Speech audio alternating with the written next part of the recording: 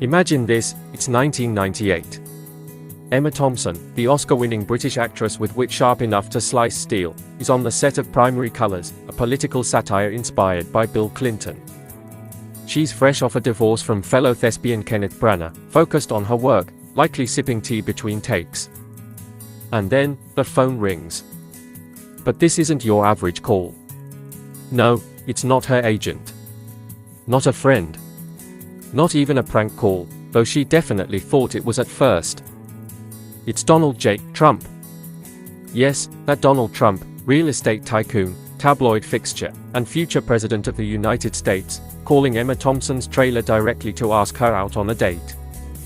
And not just any date. Trump apparently invited her to stay at one of his resorts and join him for dinner.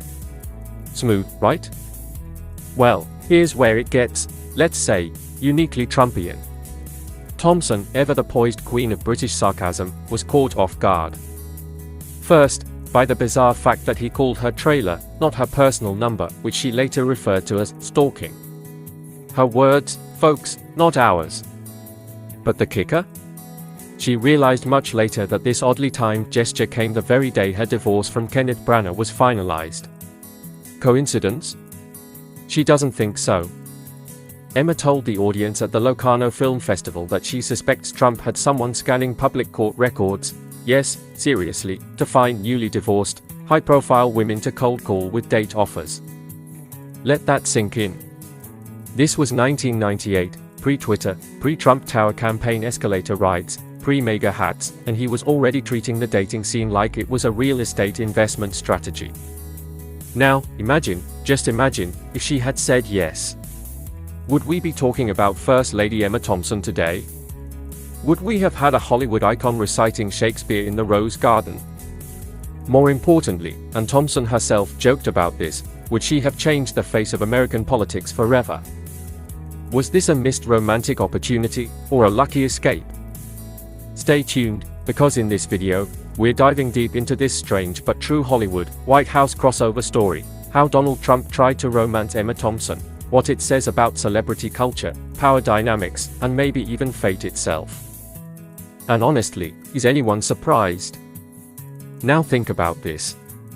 Ever get a random call that just blows your mind?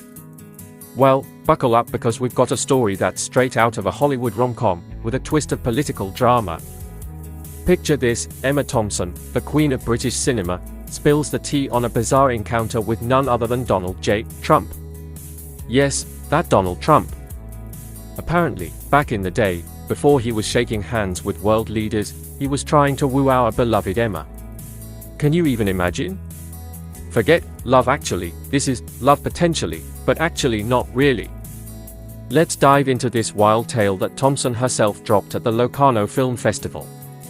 This isn't just celebrity gossip, it's a peek into the pre-presidency life of a man who's never been shy about making a move. Get ready for the inside scoop. Oscar winner Emma Thompson, the absolute legend behind films like Sense and Sensibility, and, of course, the iconic Love Actually, recently shared a rather unique anecdote. And it involves a certain former president of the United States. Now, we all know Donald Trump.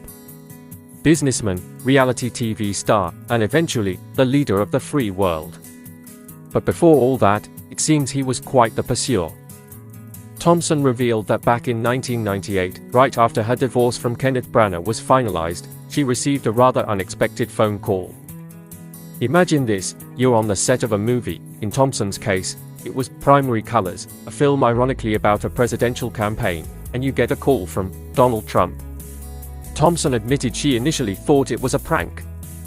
But no, it was allegedly him. And what did the future president have to say? Well, according to Thompson, he invited her to come stay at one of his resorts. You know, the glamorous Trump-style pads.